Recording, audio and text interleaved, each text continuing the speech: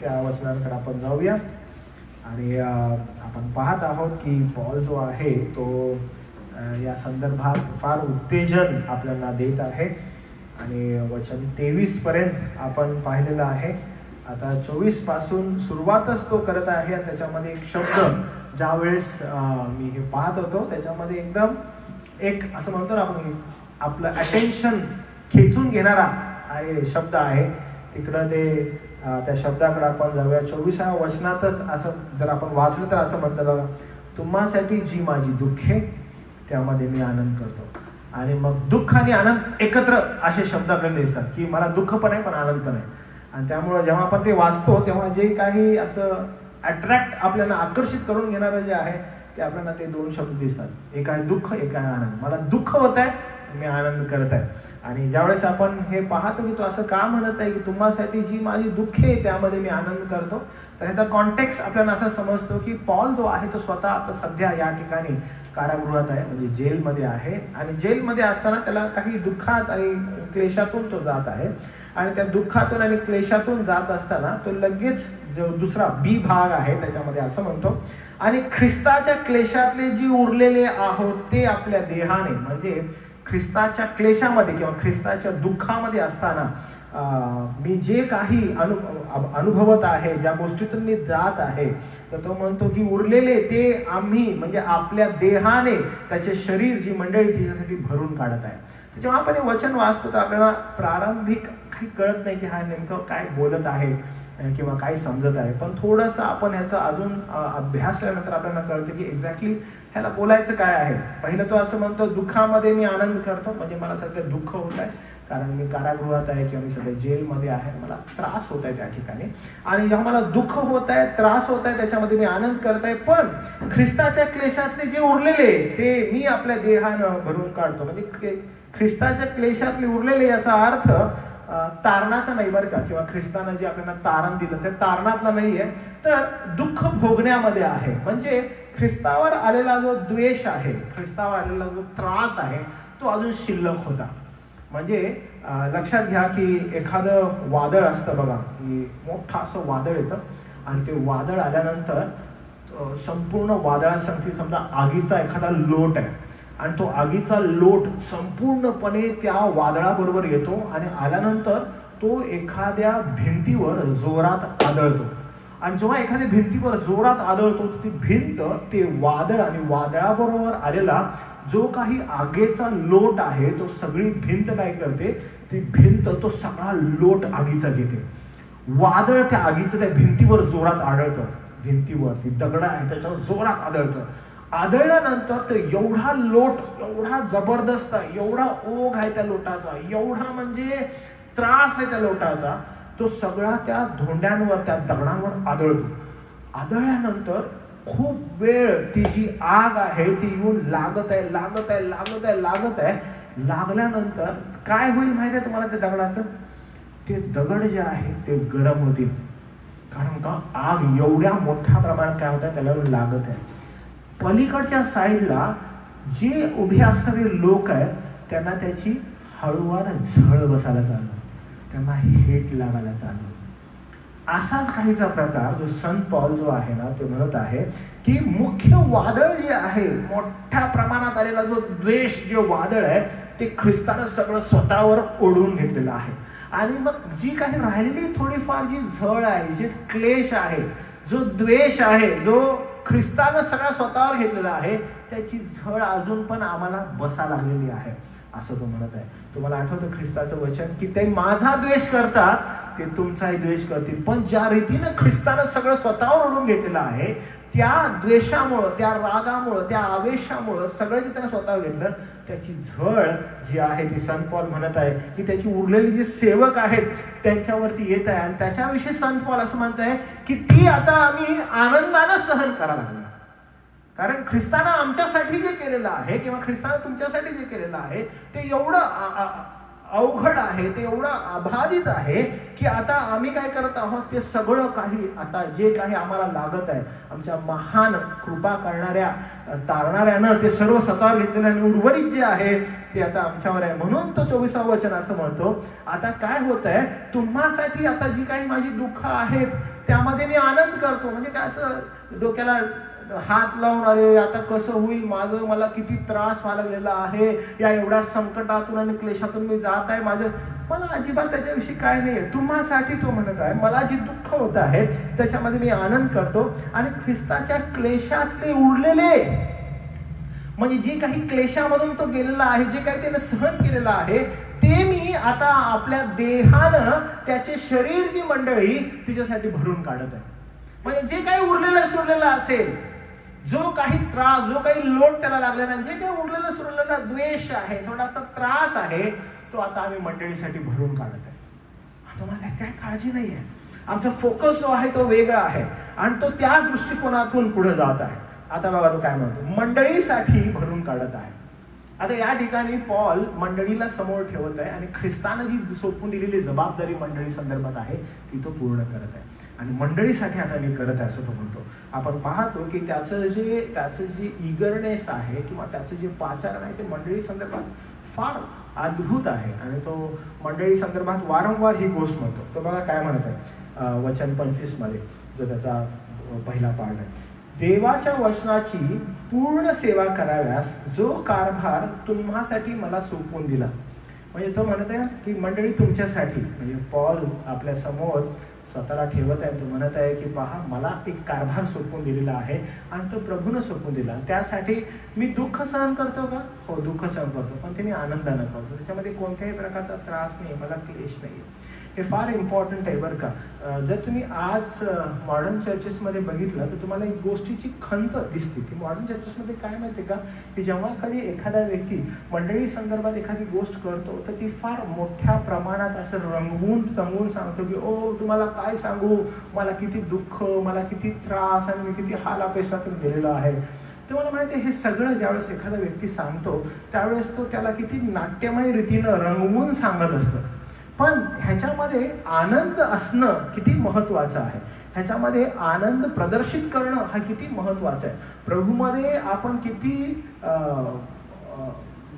देवबापाच्या कृपेमध्ये किती निवडलेले, किती आशीर्वादित आहोत हे प्रकट करणं महत्वाचं आहे. पण अनेकदा आपण पाहतो की नाही, रंगवून सांगण्यात येतं आणि मग एकदम म्लानमुख चेहरा करण्यात येतो आणि म्लानमुख चेहरा करून बोलण्यात येतं की आता आमचं कसं होईल, आता आम्ही काय करू, अशा प्रकारे. पण आपण फार फोकस्ड असलं पाहिजे. पॉल ज्या रीतीनं सेटअप करत आहे, पॉल सेटअप करून काय म्हणत आहे, पॉल म्हणतो की तुम्हासाठी जी माझी दुःखी आहे त्यामध्ये मी आनंद करते. तुम्हासाठी दुःख आहे पण मी आनंद करते. इतकंच नाही तर ख्रिस्ताच्या क्लेशातलं जे उरलेलं सुरलेलं आहे ते मी आता देहानं पण भरून काढत आहे. म्हणजे तोही त्रास मी भरून काढत आहे आणि पूर्णपणे त्रास भरून काढत असताना मला काहीच नाही वाटत. तो पुढे तर असं म्हणतो की त्याचं जे शरीराला जी मंडळीसाठी आहे त्यासाठी मी हे करत आहे.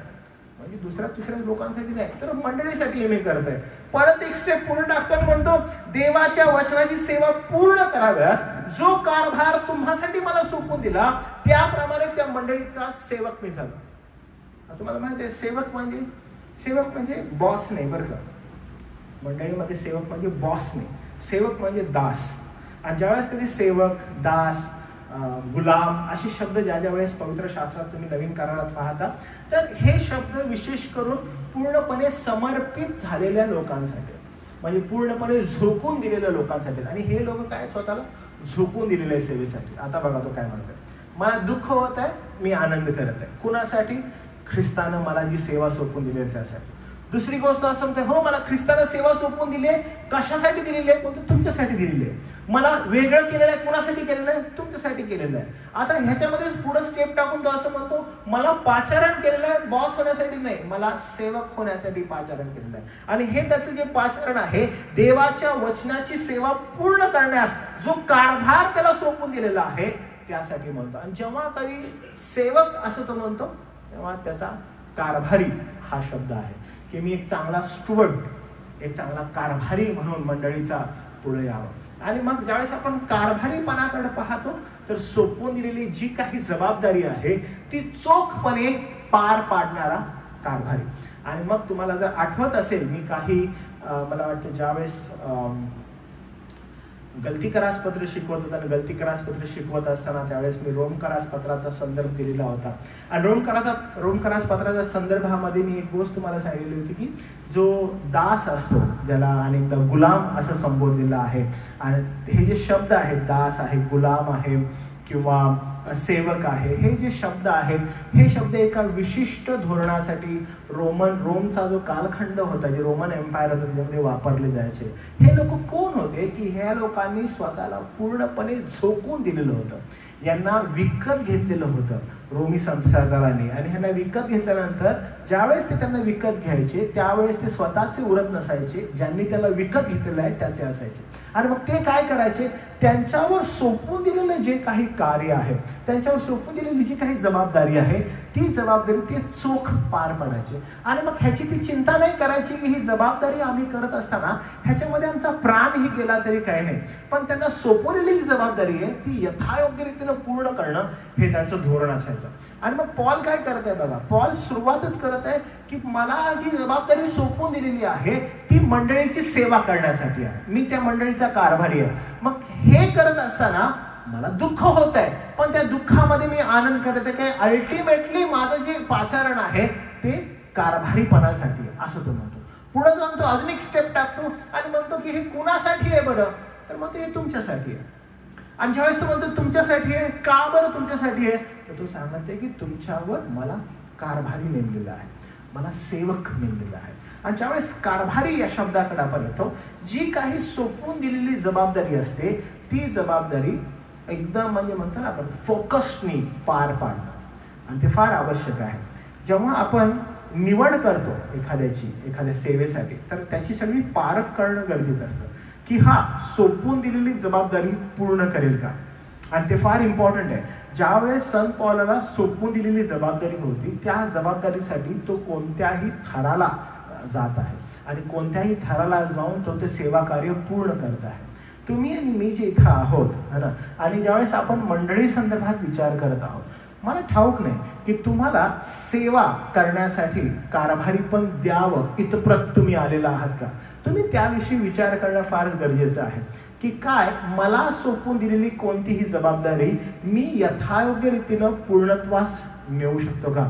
आणि त्यासाठी तुम्ही नेहमी विचार करणं फार गरजेचं आहे का आपण फार असं कॅज्युअल घेत असतो. पौलाला दिलेली जी काही जबाबदारी आहे, ज्यावेळेस त्याने ती जबाबदारी घेतली, ती जबाबदारी शेवटास नेण्यासाठी त्यानं त्याच्या प्राणाची एवढी पण किंमत केली नाही असं तो म्हणतो. म्हणजे सोपवलेली जबाबदारी. आणि ते फार महत्वाचं आहे की जो वाटा आहे तो काही साधा सुद्धा नाही. एखादं एक्सप्लेनेशन तो पुढे करतो. म्हणजे पहा कुठून सुरुवात आहे. पॉल म्हणतो मला दुःख होत आहे, कशासाठी, सेवेसाठी. कशाबद्दल, कारभारी पण दिल्याबद्दल. आणि त्यासाठी मी काय करतो, मी आनंद करतो. सोपवलेल्या जबाबदारीमध्ये असं नाहीये की फार आनंद आहे आणि फार उल्हास आहे वगैरे, बिलकुल नाही. काही एक दोन दिवसांपासून ना, ते तुम्हाला माहिती आहे, आपण इंस्टाग्रामवर एखादी रील बघतो तर आपल्याला वारंवार तेच फीड येतात आणि आपण ते बघत असतो. तर मी ना ती एक रील बघितली होती. एक तरुण मुलगा आहे आणि तिथं लिहिलेलं होतं की त्याला चर्चमध्ये लोकांना बसवण्याची जबाबदारी दिलेली आहे. ओके, तर त्याचा फर्स्ट डे आहे असं दाखवतो. त्याचा फर्स्ट डे आहे, त्याला जबाबदारी दिलेली आहे की तुला आता लोकांना जागेवर बसवायचं. आणि मग तो तरुण जो आहे तो दरवाजामध्ये उभा राहिलेला आहे. आणि मला बिलकुल त्यानंतर सेम रील लागले बघा, सेम स्टोरी सेम सारखं आहे. तो दरवाजावर उभा आहे आणि तो मग एकाला हात देतो आणि त्याला म्हणतो या म्हणून. तर जेव्हा तो हात देत आहे ना, तो समोरचा हात देत नाही त्याचा फर्स्ट डे आहे. तर तो पुढे जातो, त्याचा कॉलर पकडतो, त्याला परत आणतो, त्याला म्हणतो हात मिळव मला. तर त्याला हात मिळतो, मग त्याला परत जातो. मग तो आतमध्ये गेल्यावर त्या ठिकाणी तो म्हणते की इथं बसा. तर तो माणूस जो आहे तो इथं नाही बसतो, तो तिकडे जाऊन बसतो. तो त्याला उचलतो, परत आम्ही इकडे बसवतो. म्हणजे इथं बसवलं ना तुला, तिकडे गेलास. म्हणजे ज्यावेळेस आपण त्या जबाबदारीकडे बघतो तर तो म्हणते का बाय हुक बाय क्रुक मी माझी जबाबदारी काही करेन आणि कशी पूर्ण करेन. मला सांगितलं हे करायला मी हेच करणार. पण हे एक म्हणतो ना आपण एक लाइटर नोटला आपण पाहत आहे. पण ज्यावेळेस आपण खऱ्या खुऱ्या जबाबदारीकडे येतो, ती जबाबदारी कोणत्याही प्रकारची असते जी पौलाला प्रदान केलेली आहे. त्यासाठी सुरुवात कशी आहे, तर तो म्हणतो सुरुवातच अशी आहे की मला दुःख होत आहे. म्हणजे दिलेली जबाबदारीच अशी आहे की मला स्टार्टच काय होत आहे, मला दुःख होते, पण दिलेल्या जबाबदारीच्या प्रतिफळाकडे ज्यावेळेस मी बघतो तर मला आनंद होत आहे. तर तुम्ही आणि मी हे समजून घेणं फार गरजेचं आहे की ज्यावेळेस मंडळी येते आणि मंडळी संदर्भात कार्य करण्यासाठी उत्तेजन देण्यात येतं, त्यावेळेस मी तुम्हाला सांगतो कधीही या जबाबदारीपासून लांब जाऊ नका. मी तुम्हाला एनकरेज करेन की ग्रॅब अँड टू इट, म्हणजे ग्रॅब करा त्या गोष्टीला, धावून जावं. कदाचित सध्याच्या परिस्थितीमध्ये आपल्याकडं एवढी जबाबदारी नाहीये, पण जी काही जबाबदारी तुमच्या छोटी फार का असणार, कमिंग डेज मी तुम्हाला कदाचित असं म्हणेन की आपल्या मंडळीसाठी ना, अरे XYZ बाहेर ना खुर्च्या आहेत, त्या आपल्याला साफ करायच्या बाहेरच्या खुर्च्या. तर मला तुम्हाला सांगू की ग्रॅब दॅट, ठीक आहे, ग्रॅब इट, कारण हे इम्पॉर्टंट आहे. कदाचित होऊ शकते की अरे माईक ॲडजस्टमेंट आहे, और कदाचित ना काही फायनान्स आहे. Grab it. इनिशियली तुम्हाला असं वाटेल की अरे नाही होणार, मला कपडे घाण होणार, नाही बरोबर नाही, असं थोडी इनिशियली तुम्हाला जरा असं त्रास होईल. सदैव लक्षात ठेवा की लॉंग टर्म जो आहे, येणाऱ्या प्रतिफळाकडे पाहणं फार गरजेचं आहे.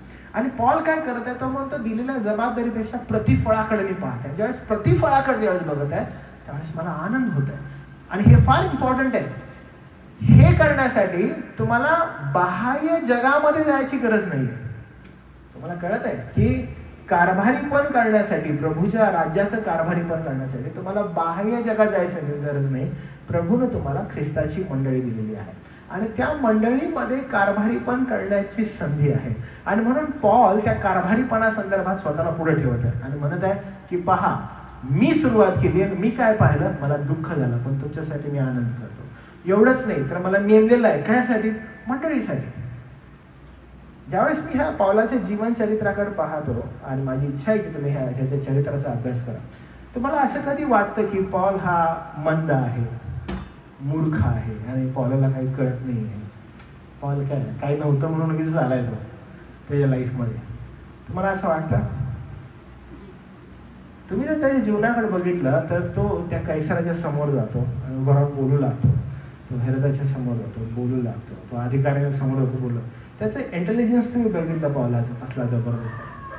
तो अजिबात असं काही मंद नाही बरं का, काही खूप फोकस्ड, खूप सॉलिड, ज्ञानी.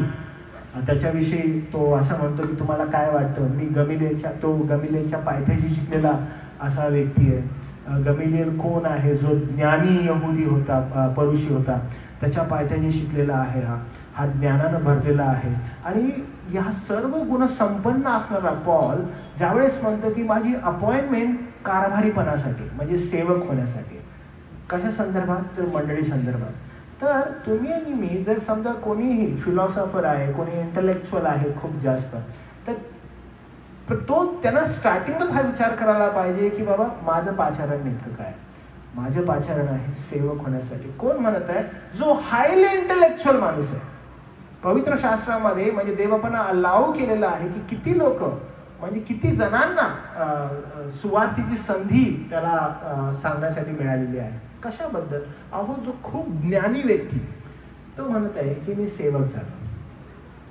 आणि मंडळी जी आहे, मंडळी ही सेवक होण्यासाठी आहे. तिचं पाचारण काय आहे, सेवा करण्यासाठी आहे. आणि येशू ख्रिस्त असे, संत पॉल असं, त्यांनी ही गोष्ट प्रांजळपणे पुढे येऊन सांगितली की आम्ही कशासाठी आहोत, आम्ही सेवक होण्यासाठी आहोत. आणि तो पुढे जाऊन काय म्हणतो बघा, इथंच नाही थांबत, तो काय म्हणतो, का बरं कारभारी आहे, देवाच्या वचनाची सेवा पूर्ण कराव्या, जो कारभार तुम्हासाठी मला सोपवून दिला. तो सांगत आहे की मी कशासाठी सेवक झालेलो आहे, कारण मला हे सांगण्यासाठी सोपवून दिलेलं आहे. उदाहरणामध्ये मी तुम्हाला सांगतो बरं का, एखादा मालक आहे, एखाद्या मोठ्या महलाचा मालक आहे. मी आपल्या पिकनिक संदर्भात, 21 आणि 1 संदर्भात मी काही फोन्स करत होतो, जे लोणावळ्यामध्ये ख्रिस्ती जे मोठे मोठे हे आहेत, विलाज अँड सेंटर्स आहेत त्यांना.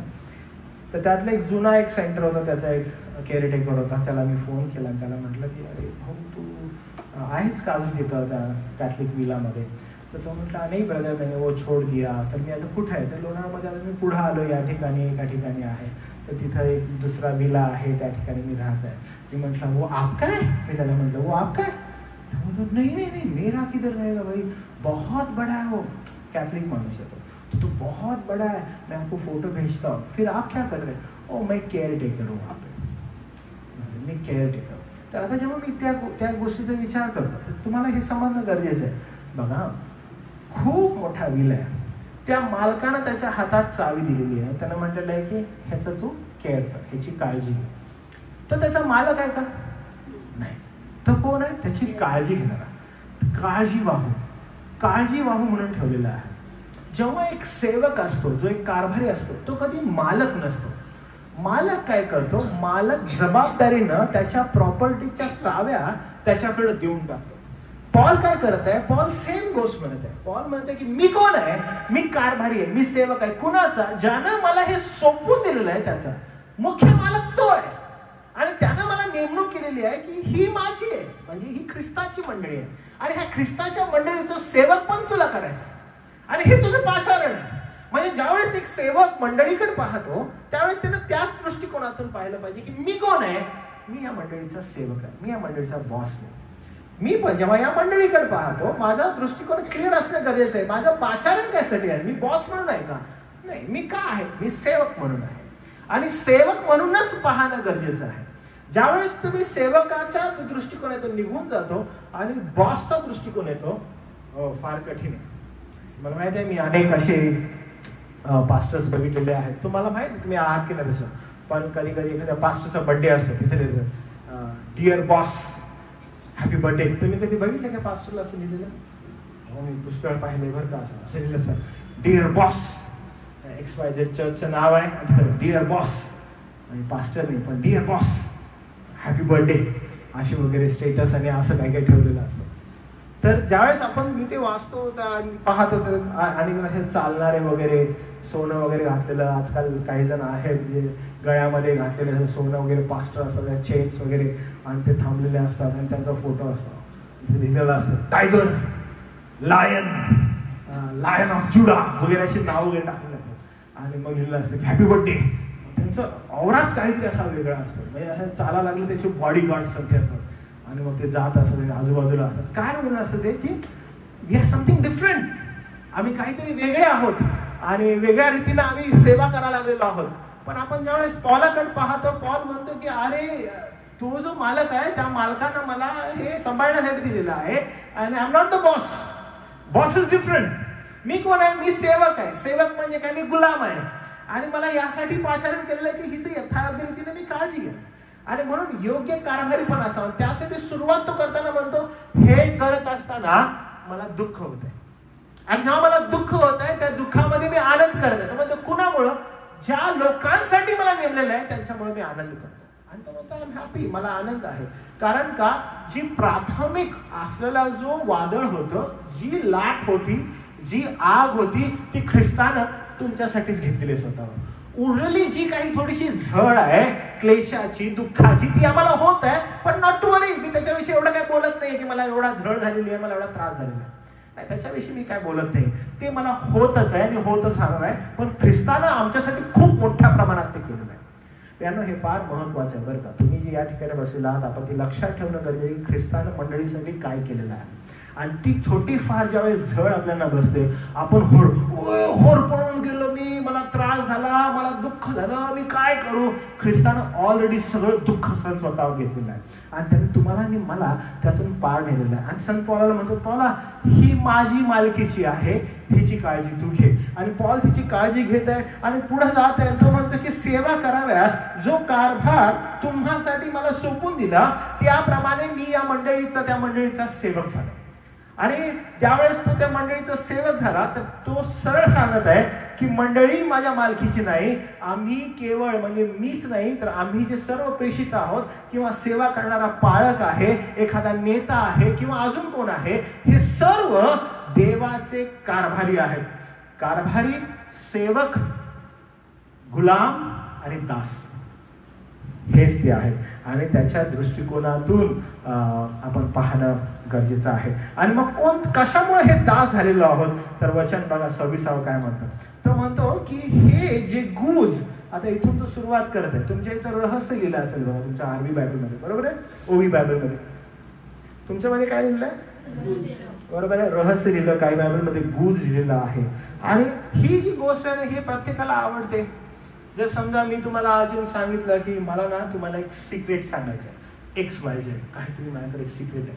सिक्रेट म्हणजे जे कुणालाच ठाऊक नाही, ते फक्त कुणाला ठाऊक आहे, मला ठाऊक आहे, ते गुज आता मला तुम्हाला सांगायचं असं म्हणायला तर तुम्ही किती खुश व्हाल.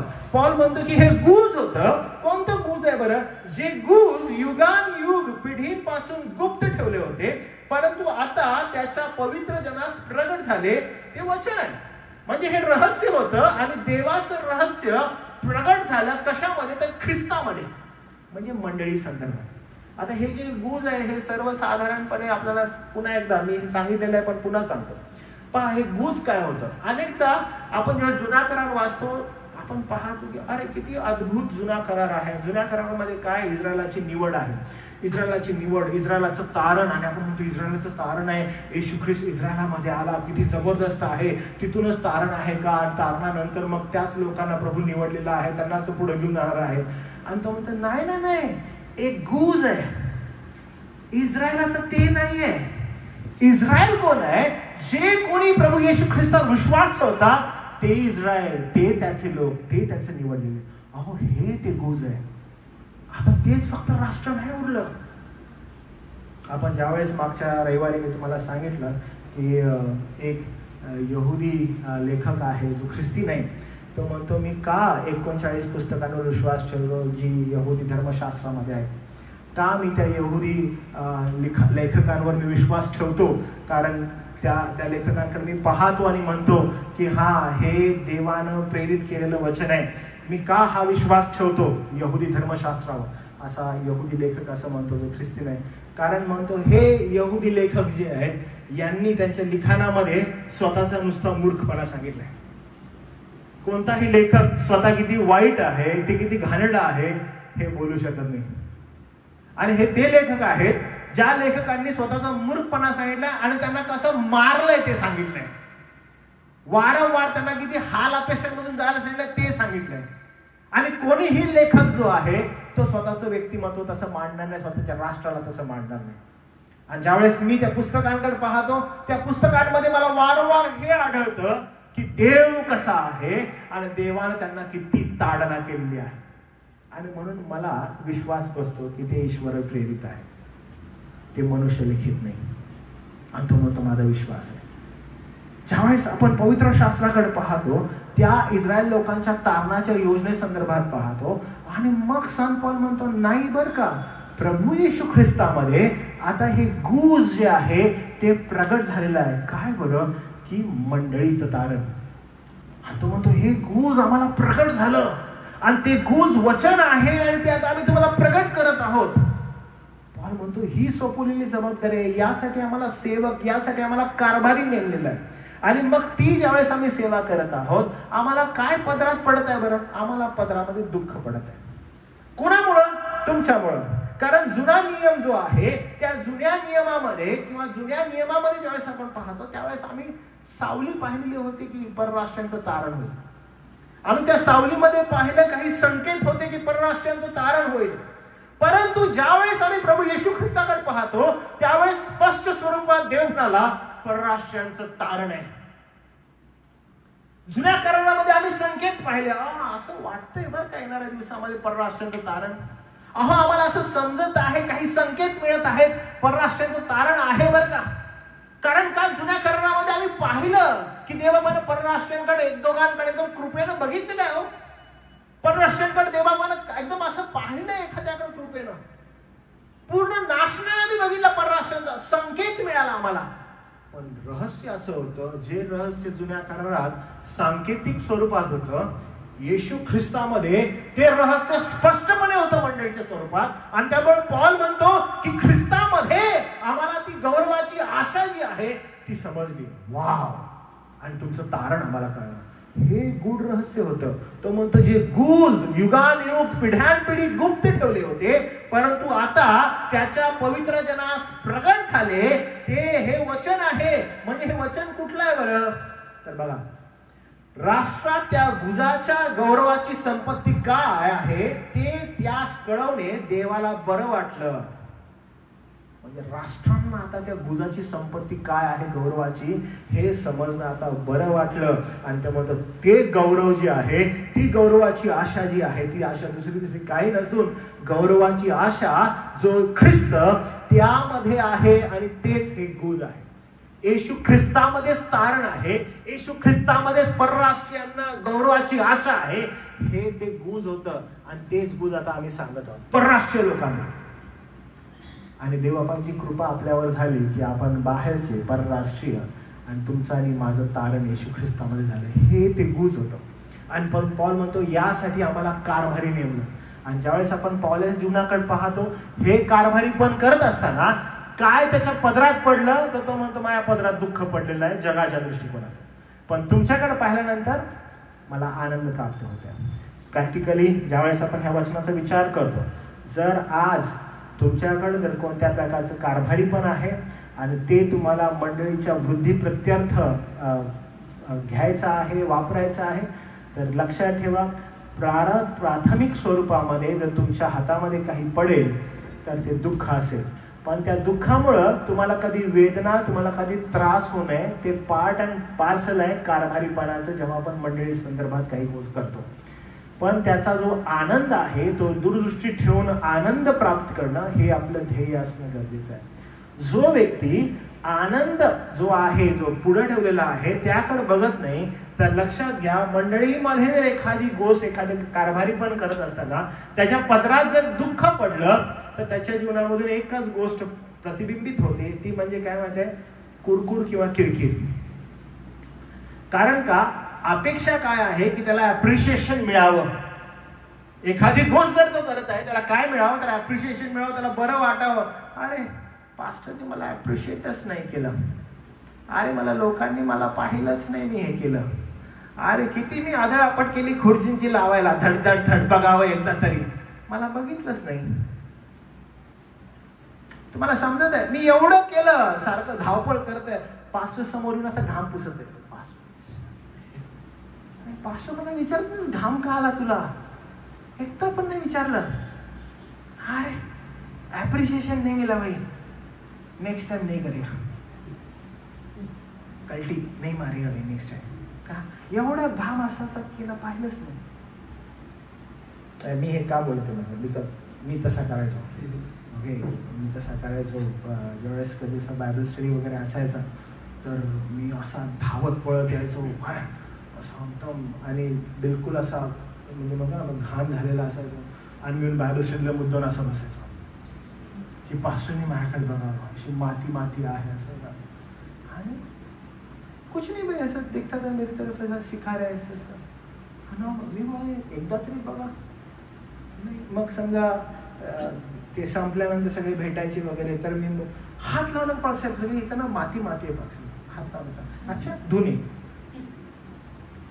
धुणे, अरे विचारा तरी का माती माती आहे ते अप्रिशिएशन. असं तू एवढा करून आलेला आहेस, किती चांगलं आहे, तुझ्यासारख्यांचे काहीतरी असं बोलावं नाही. समटाइम्स ना निग्लेक्शन होऊ शकतं, कधी कधी नाही मिळू शकणार. पण जी सेवा आहे, जे कारभारी पण सोपवण्यात आलेलं आहे, ज्याच्यासाठी तुम्ही पाचारण करण्यात आलेले आहात, तुमचं टार्गेट असावं, तुमचं दृष्टिकोन असावं की नाही मला आनंद पाहायचा. कारण का ख्रिस्तानं जो सगळा जो पार्ट आहे तो ऑलरेडी केलेला आहे. सगळा आगीचा लोट त्याने स्वतःवर घेतलेला, आणि थोडं फार प्रमाणात आम्हाला झड बसणार.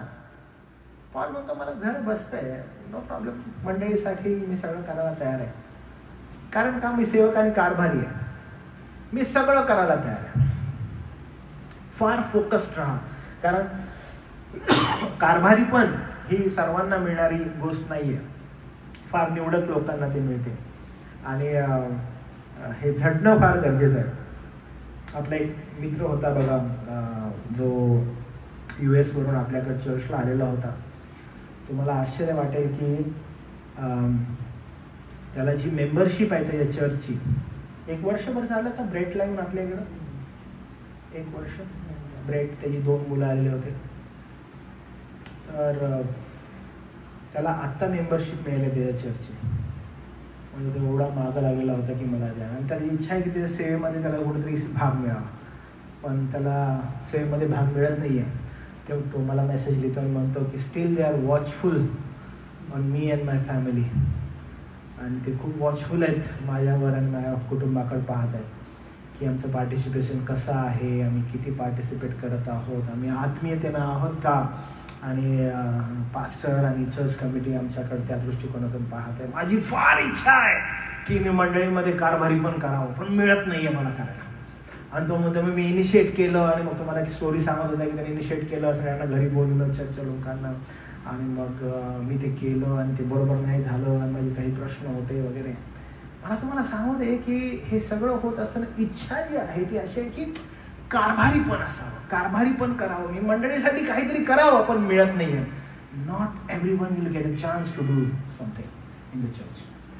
पण जर समजा तुमच्यावर एखादी जबाबदारी आली तर तुम्ही कशा रीतीने ती पुढे नेता ते फार आवश्यक आहे. पॉल म्हणतो माझ्यावर जबाबदारी सोपवली. कसली जबाबदारी? ती म्हणतो गूज प्रकट करण्याची. तुमच्यासाठी मी गूज प्रकट करावं, तुमच्यासाठी हे जे गूज होतं, हे रहस्य होतं, ते मी सांगावं, हे वचनाचं रहस्य सांगावं. आणि तो म्हणतो बघा आम्ही त्याची घोषणा करतो, आणि ती कशी करत आहे तर बघा सर्व प्रकारच्या ज्ञानाने प्रत्येक मनुष्यांना बोध करतो.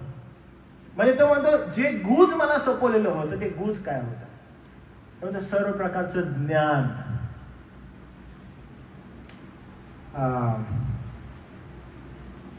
फार आवश्यक आहे हे समजणं बरं का. नो डाऊट तुमची जी कॅपेबिलिटी आहे त्या कॅपेबिलिटीला अनुसरून तुमच्यावर कारभारीपणाची जबाबदारी सोपवण्यात येईल. आणि ती एखादा पाळक सोपवत नाही बरं का, कारण पाळक पण एक सेवकच आहे. पण जी परिस्थिती निर्माण होईल त्या परिस्थितीला अनुसरून, तुमच्या क्षमतेला अनुसरून ती जबाबदारी तुमच्यावर सोपवण्यात येईल. आणि देवबाप अद्भुत रीतीने ती जबाबदारी तुमच्यावर सोपेल. तुमची जी तुमचं जे स्टेटस आहे, तुमच्या स्वतःचं जे व्यक्तिमत्व आहे त्या व्यक्तिमत्वाला अनुसरून. तर समजा माझं व्यक्तिमत्व काय, वेन आय स्टार्टेड माझं व्यक्तिमत्व होतं, माझी जी जबाबदारी होती ती माझी आज पण आहे का, आज पण मी खूप चांगल्या रीतीने टेबल पुसू शकतो, मी खालचं पुसू शकतो का, खूप चांगलं पुसू शकतो, मी गाईड करतो कसं पुसायला पाहिजे. कारण का ते करणं गरजेचं आहे. आपली सुरुवात, आपल्याला दिलेली जबाबदारी मंडळीच्या दृष्टिकोनातून कशी आहे ती आपण समजणं गरजेचं आहे. आणि मग ती सुरुवात करून कशा रीतीनं आपण ते फंक्शनाइज करतो ते फार गरजेचं आहे. कुणाला दाखवण्यासाठी नाही, अहो तुम्हाला काय सांगू मी हे करत आहे, अहो मी ते करत आहे, बिलकुल नाही. माझ्या या कृतीद्वारे मला सोपवलेली जबाबदारी आहे, त्या जबाबदारीतून मी कशा रीतीनं पूर्णत्वास जाऊ, तो एकमेव दृष्टिकोन आपला असणं गरजेचं आहे की ज्यानं मला ही जबाबदारी सोपवलेली आहे तो आनंदित व्हावा. पौलाला जी सोपवलेली जबाबदारी होती ती जबाबदारी कशी आहे की सर्व प्रकारच्या ज्ञानानं जे गूज आहे ते प्रकट करावं. आणि ज्यावेळेस आपण मग रोमकरास पत्र वाचतो, ज्यावेळेस आपण फिलिप्पिकरास वाचतो की इफिसकरास पत्र वाचतो, पौलाच्या लिखाणाकडे ज्यावेळेस पाहतो त्यावेळेस आपल्याला समजतं की हे साधंसुद्धा ज्ञान नव्हतं. दिलेलं जे गूज आहे ते जुन्या कराराचे संदर्भ घेऊन येशू ख्रिस्तामध्ये कसे पूर्ण होत आहेत ते त्यानं त्या ठिकाणी प्रकट केलं. सर्वसाधारणपणे ज्यावेळेस आपण ह्या गोष्टींकडे पाहतो आपल्याला हे कळणं गरजेचं आहे की त्याची जी काही क्षमता आहे त्या क्षमतेला अनुसरून तो हे करत आहे.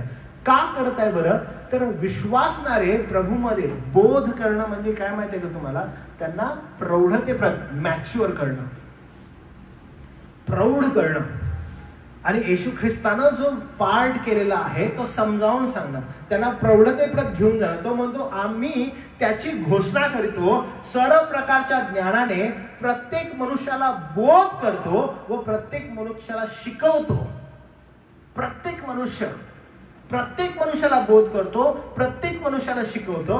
ज्यावेळेस प्रत्येक असा शब्द आहे ना त्या ठिकाणी सर्व लोक समान, दुय्यम कोण नाही बरं का. ओके, ह्याला एक स्टँडर्ड दुसऱ्याला एक स्टँडर्ड नाही. तो म्हणतो प्रत्येकाला समान बोध आम्ही करतो. हा थोडासा मूर्ख आहे, ह्याला नको सांगायला. प्रत्येकाला समान बोध आहे, मग तो लहान असो की मोठा असो.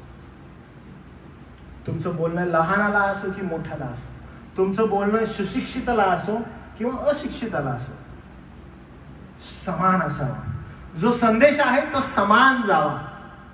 आणि जेव्हा संदेश समान जातो त्यावेळेस तारणा संदर्भात जो असणारा संदेश आहे तो त्यांना उत्तेजन देतो. कदाचित जी पात्रता आहे समजबुद्धीची ती तशी नसेल, कदाचित तुमची समजवण्याची ढब वेगळी असेल, पण जो संदेश आहे तो संदेश समान असला पाहिजे. ह्याला हा संदेश सांगायला नको, ह्याला कळणारच नाही, त्याला तो संदेश सांगायला त्याला तो समजणारच नाही. मला अनेक जण असं म्हणतात की अहो तुम्ही ज्या सरळतेनं पवित्रता आम्हाला शिकवली किंवा प्रगतिशील पवित्रीकरण शिकवलं, आम्ही हे शब्द कधी ऐकलेच नाहीत, आम्हाला कधी ठाऊकच नाही, आम्हाला हे समजलंच नाही, आम्हाला कोणी कधी सांगितलंच नाही नीतिमत्व म्हणजे काय, आम्हाला कळालंच नाही. आम्हाला सदैव 5 भाकरी 2 माशांवर सांगितलं, आम्ही ऐकलं ते. आम्हाला सांगितलं की घर कसं बांधायचं असतं, ते संडे स्कूलच्या स्टोरीत त्या आम्हाला माहित आहेत, पण आम्हाला ह्या गोष्टी आम्हाला कधी रोम क्रॉसपत्र कोणी उघडून दाखवलंच नाहीये. आम्हाला ठाऊकच नाही त्या पत्रामध्ये काय लिहिलेलं आहे. जुन्या कराराचं लिखाण ख्रिस्तामध्ये कसं पूर्ण होतं आम्हाला ठाऊकच नाहीये. आम्हाला समजून कोणी सांगितलंच नाही. का बरं नाही? हे सुशिक्षित लोकांसाठी असणारं शिक्षण आहे, ते त्यांनाच राहू दे, जे इंग्लिशमध्ये वगैरे बोलतात त्यांच्यासाठी. मग अनेक जर तुम्ही बघितलं तर काही लोक जे आहेत ते फक्त त्या इंग्लिश स्पीकिंग जे काही मंडळ्या आहेत तिकडं ते लोक आकर्षित होतात आणि तिथं जाऊन म्हणतात हो आम्हाला थोडंसं तिकडं चांगलं वाटत आहे, परिस्थिती चांगली आहे. मग तुम्ही बघितलं की मराठी मंडळांची स्थिती जराशी कमकुवत होत आहे. आणि मग मराठी मंडळ कुठं आकर्षित होत आहे तर मराठी मंडळ प्रोग्राम ओरिएंटेड होत आहेत.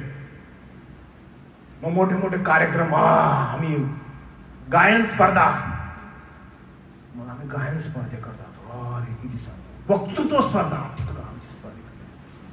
मग मोठे मोठे चर्चा कुठं आकर्षित होतं तिकडं आकर्षित.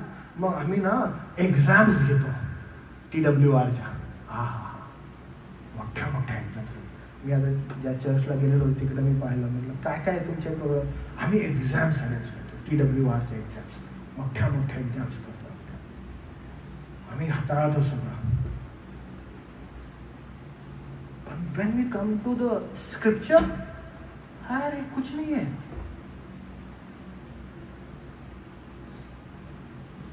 आणि हे होत आहे का? हे बिलकुल होत आहे. कदाचित ज्याला आपण पवित्र शास्त्र आधारित प्रौढता म्हणतो, अनेक जणांनी त्याची रदबदली कार्यक्रम प्रस्थापित करणाऱ्या मंडळांशी केलेली आहे. मग त्यांना विचारलं की कसं आहे चर्च, आमचं चर्च खूप ॲक्टिव्ह आहे. म्हटलं अच्छा म्हणजे काय करतं तुमचं चर्च? प्रोग्राम्स आम्ही खूप करतो बस. म्हणजे प्रत्येक आठवड्याला आमचं ॲक्टिव्ह चर्च असतं, काही ना काहीतरी चालूच आहे. म्हणजे काय चालू? काही नाही, हा प्रोग्राम झाला की तो प्रोग्राम महिला मंडळ, महिला युथ झालं की आमचं आम्ही कंटिन्यू ॲक्टिव्ह आहे. अच्छा आमच्या नुसत्या कमिटीज आहेत. म्हणजे अहो काय सांगू, आम्ही खूप फोकस्ड आहोत काय आध्यात्मिकतेमध्ये. मी एका चर्चच्या त्या मीटिंग झाली आणि मग बघा किती इथं मीटिंग चालू आहे. चर्च मोठ्याच्या मोठा आहे, अराउंड 1000 लोक चर्चमध्ये बसू शकतात आणि मीटिंग चालू आहे. सगळी मीटिंग वगैरे संपली आणि मग मला त्या कमिटीनं त्या बाळक वर्गांच्या ऑफिसमध्ये घेतले. तर ऑफिसमध्ये गेल्यावर सगळे तरुण राऊंड करून बसलेले आहेत बरं. आणि मग ते बाळासाहेब गेले आणि म्हटले, कारण मी ऑलरेडी मेसेजमध्ये म्हणणार नव्हतं की तुम्ही सगळ्यांनी तरुणांनी तिकडं सगळ्यांना सांगा की तिथं आतमध्ये येऊन प्रभूचा संदेश आहे. सगळे तरुण जे आहेत ते राऊंड करून बसले, तिथे गेले आणि ते काम करत होते, कटिंग वगैरे काय काय काय करत होते. आणि तिथे गेलो. तिथे गेल्यानंतर बाळासाहेब म्हटले, अरे तुम्हाला सांगितलेलं ना तिकडं चर्चमधून बसा म्हणून, इकडे का बसलेत? बाळासाहेब आम्ही खूप बिझी आहोत बघा, हे कटिंग सगळं चालू आहे, उद्याचा प्रोग्राम आहे, आम्हाला हे सगळं करायचं आहे, त्यासाठी आम्ही इथे. तर मग बाळासाहेब त्यांना म्हटले, अरे हे सगळं नंतर करू शकतो आपण, तुम्ही पहिला तिकडे पाहिजेत. तर त्या सगळ्या एकत्रिणी पाळकाकडे असं बघितलं आणि एकदम शांत वातावरण आहे, कोण काहीच नाही बोललं. ते परत लागले कटिंग करायला. No answer. वचनाचं महत्व, त्या वचनाचं गांभीर्य हे दुय्यम गेलेलं आहे आणि जी प्रायोरिटी आहे ती कार्यक्रम एवढे ओरिएंटेड झालेले आहेत मंडळा की सगळा ओघ त्या कार्यक्रमांकडे चालू आहे. मी तुम्हाला सांगतो ना, इन कमिंग डिसेंबर मंथ जो आहे ना, तुम्हाला मी काय सांगू, पुण्यामध्ये आणि मुंबईमध्ये असलं वारं उठणार आहे कार्यक्रमांचं. पुण्या, मुंबई, नवापूर, नंदुरबार तिकडं पण कार्यक्रमच कार्यक्रम, भरभरून कार्यक्रम. सेल लागतं ना, तसं होणार आहे. आमचा मोठा की तुमचा मोठा.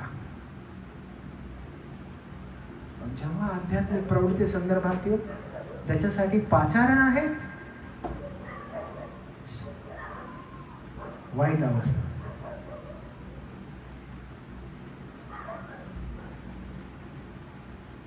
मावा खाणारे, दारू पिणारे पुढच्या महिन्यात बघा कशी ऍक्टिव्ह होती. युथ ग्रुप मध्ये पुढं, वा वा वा, कमिटीज मध्ये पुढं, अरे पुढं पुढं पुढं करणार आहे. एकदा का सेरलं डिसेंबर, संपलं नॉर्मल वातावरण. जागृत ख्रिस्ती होणार आहेत पुढच्या महिन्यात सगळे.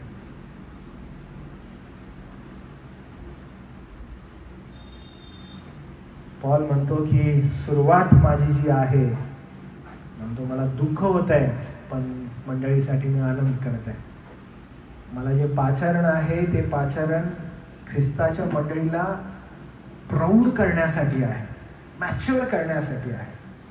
आम्ही त्या गुजाची घोषणा करीतो आणि कशी करत आहे, सर्व प्रकारच्या ज्ञानानं करत आहे.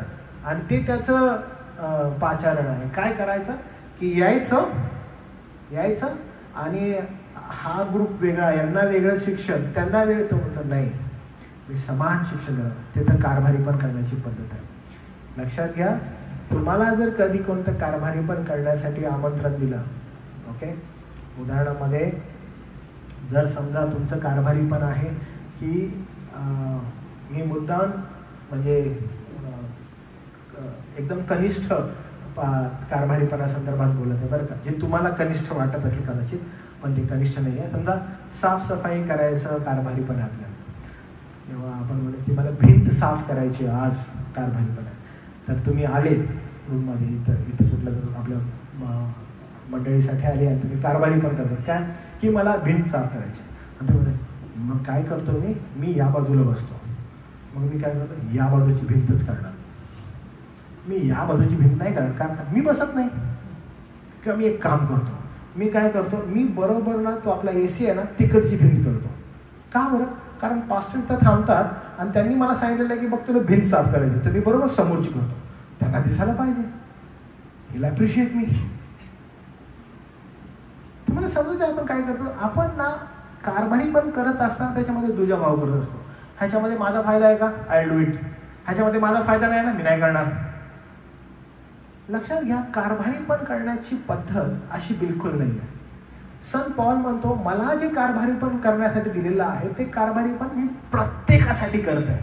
कुणालाही मी प्रथम आणि दुय्यम ठेवत नाहीये. Everyone is equal when God has appointed me to do something. मला त्याने जी अपॉइंटमेंट केलेली आहे ती अपॉइंटमेंट आहे की सर्वांसाठी मी काय करतो, सर्व प्रकारच्या ज्ञानाने प्रत्येक मनुष्यास बोध करतो व प्रत्येक मनुष्याला शिकवतो. जर समजा एक शाळेमध्ये वर्गातील फक्त शिक्षक आले आणि शिक्षक येऊन ते म्हणाले एक काम करतो, मी फक्त वर्गातील जे हुशार मुलं आहेत ना त्यांना शिकवतो, जे ढ आहेत त्यांना शिकवत नाही. आज चालेल का? अरे नाही चालणार. ते आल्याने म्हणाले की नाही माझं फक्त लक्ष ढ मुलांवरच आहे, त्यांनाच मी शिकवतो, जे हुशार आहेत त्यांना मी शिकवणार नाही. असं चालेल का? नाही चालणार. तो काय करतो, तो प्रत्येकाला शिकवतो. आणि त्यामुळे ज्यावेळेस आपण 29 वचन म्हणतो याकरिता त्याची जी शक्ती माझ्या ठाई जोराने कार्य चालवते, तिच्या माराने मी झटून श्रम करतो. म्हणजे ख्रिस्ताची जी सेवा आहे ती सेवा करत असताना पूर्ण प्रयत्न, पूर्ण झटणं कशासाठी बरं, तर जे देवाकडून आहे ते देवाकडून प्राप्त होण्यासाठी तो झटून श्रम करतो. तुम्हाला माहिती आहे, हा ज्यावेळेस शब्द येतो ना श्रम, हा श्रम शब्द जो उचलण्यात आलेला आहे, जो घेण्यात आलेला आहे, पॉल ज्या दृष्टिकोनातून हा शब्द घेतो श्रम करणं, हा शब्द शेतकरी जे काम करतात ना त्यांच्यासाठी वापरण्यात येणारा हा शब्द आहे, जे कष्ट आणि श्रम जो असतो. लक्षात घ्या, शेतकरी काय करतो, जेव्हा त्याला कार्य करायचं, जेव्हा त्याला काम करायचं आहे, तेव्हा तो काम करत आहे, तेव्हा तो झटत आहे, तो श्रम करत आहे, 100% तो त्याला देत आहे. शेतकरी कुठं कधीच तुम्हाला असं आढळणार नाही शेतकरी तुम्हाला म्हणतो पेरलं तर हाय, बघू आलं तर आलं. नाही, जो शेतकरी आहे तो त्याच्या शेतामध्ये झटून श्रम करतो. व्हॉट एव्हर त्याला जे काही मिळालेलं आहे, जे काही पीक त्याला लावायचं आहे, झटून श्रम करतो. तुमची कॅपॅबिलिटी काय आहे त्याला अनुसरून तुम्हाला झटून श्रम करायचं आहे. झटून श्रम करा. लक्षात घ्या, पण फळ देणं हे तुमच्याकडे नाहीये बरं का. कुठपर्यंत तुम्ही करू शकता, जोपर्यंत तुम्ही श्रम करायचे. श्रम करण्याचा जो पार्ट आहे तो तुम्हाला कसा करायचा, एकदम झटून करायचा, आळशीपणा नाही बरं का. झालं तर झालं, बघू हे तर ते करून टाकूया काहीतरी, असं नसतं. मला जे कार्य दिलेलं आहे ते मी कसं करेन, मी झटून करेन, अनस्टॉपेबल, मी झटून करेन. लक्षात घ्या, जो शेतकरी आहे तो आपलं झटून नांगर टाकतो, तो पहिला शेत आपलं सगळं उकरतो. हे सगळं करत असताना तो जे काही करत आहे तो 100% करत आहे. तो बी पण टाकत आहे 100%, सगळं A to Z प्रॉपरली तो सगळं करत आहे. पण त्या बीला अंकुर फोडणं त्याच्याकडे आहे का? बिलकुल नाही. त्याच्याकडे अंकुर फोडणं नाही आहे. अंकुर जरी फोडलेला आहे तरी तो वाढवणं त्याच्याकडे आहे का? अरे बिलकुल नाही. जे वाढवणं आहे ते वाढवत असताना वरून पाऊस पाडणं त्याच्यावर आहे का? नाहीये.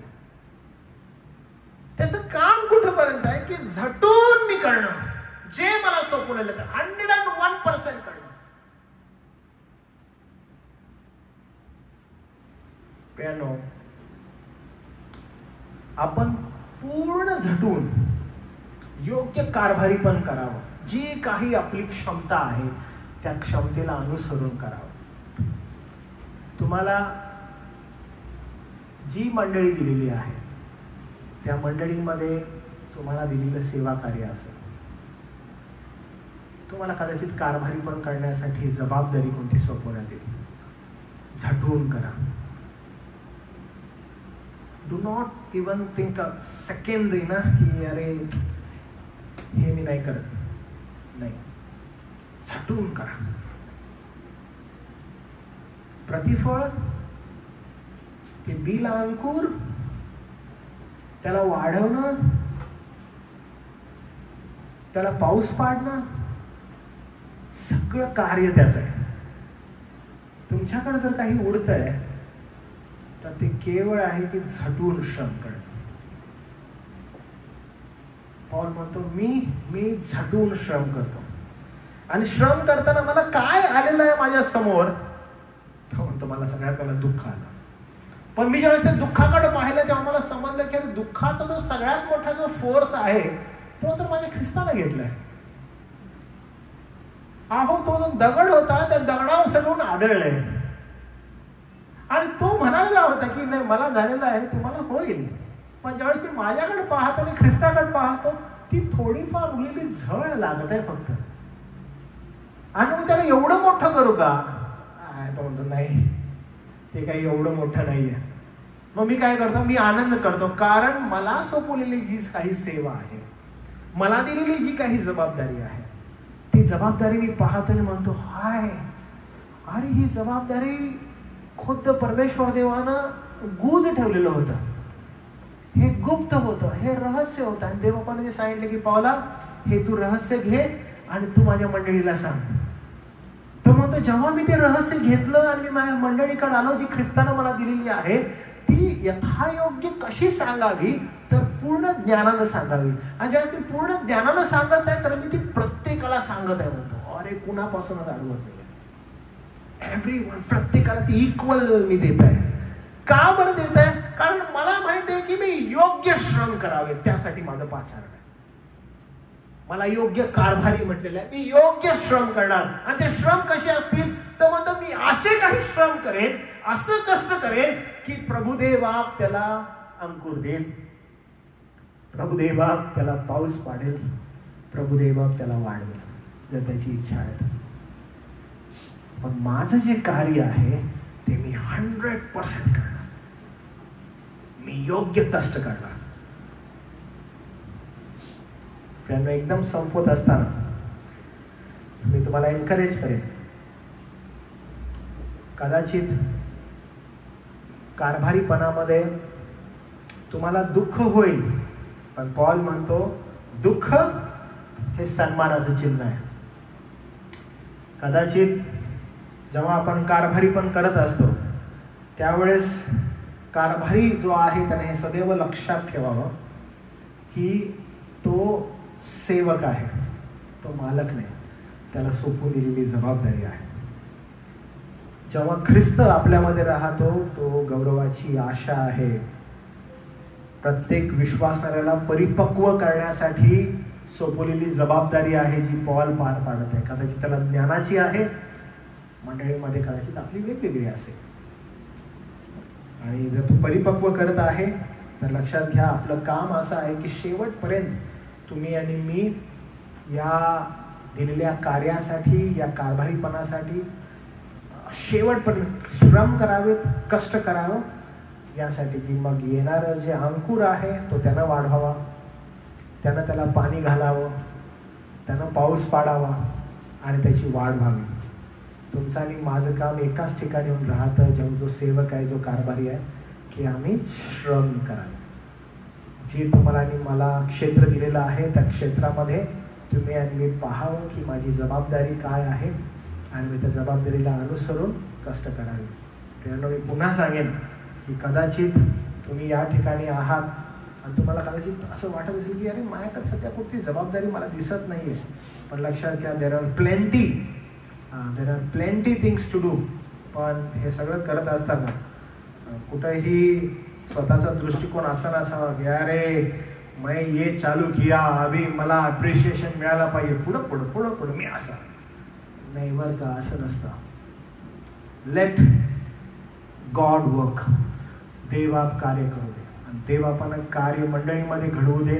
तुम्हाला सेवेसाठी संधी मिळू दे आणि ती सेवेसाठी संधी, सेवेचे क्षेत्र तुम्ही पाहावं. दृष्टिकोन फक्त एवढा असावा, याच्याद्वारे जर कोण उंचावला जावा तो गौरवी प्रभू असावा, मनुष्याचं नाही तर देवबापा तुझं गौरव व्हावं. आणि त्या दृष्टिकोनातून आपण प्रयत्न करावा. ठीक आहे, प्रार्थना करूया आपण. प्रभू आम्ही तुला गौरव, मान, महिमा देतो. या संधीबद्दल तुझे आभार मानतो. पौलाला दिलेली जी सेवा आहे, जी गूज आहे, ते गूज त्यानं मंडळीसाठी कशा रीतीनं देवबापा बाहेर आणावं, कशा रीतीने त्यानं सांगावं, हा त्याचा प्रयत्न होता आणि देवबापा त्यानं तो केला. तो म्हणतो की मला दुःख झालं पण तुम्हामध्ये मी आनंद करतो, कारण आनंद यासाठी आहे की प्रभूनं मला सोपवलेली ती सेवा होती. प्रभू देवबापा आम्ही मनापासून तुझे आभार मानतो की मंडळी दिलीस आणि मंडळीमध्ये देवा तू सेवा दिलीस. इथं उपस्थित देवबापा आम्ही जे प्रत्येक जण आहोत आम्हाला आमच्या सेवेचं क्षेत्र ठाऊक नाही, पण देवबापा तू मंडळी दिलेली आहेस आणि मंडळीमध्ये अनेक देवबापा कार्य आहेत जे प्रभू आम्हाला मंडळीच्या वृद्धीसाठी आणि वाढीसाठी करायचे आहेत. आमच्यावर कृपा कर आणि यथायोग्य रीतीनं देवबापा आम्हाला प्रभू देवबापा मंडळीमध्ये सक्रिय सहभागी पण करण्यासाठी कृपापूर्वक जे काही प्रभू तू आम्हाला देशील ते यथायोग्य करावं आणि तुझं गौरव व्हावं असं घडवून दे. तारणारा प्रभू येशू ख्रिस्त त्याच्या नावात प्रार्थना केली म्हणून तो आहे. आमेन.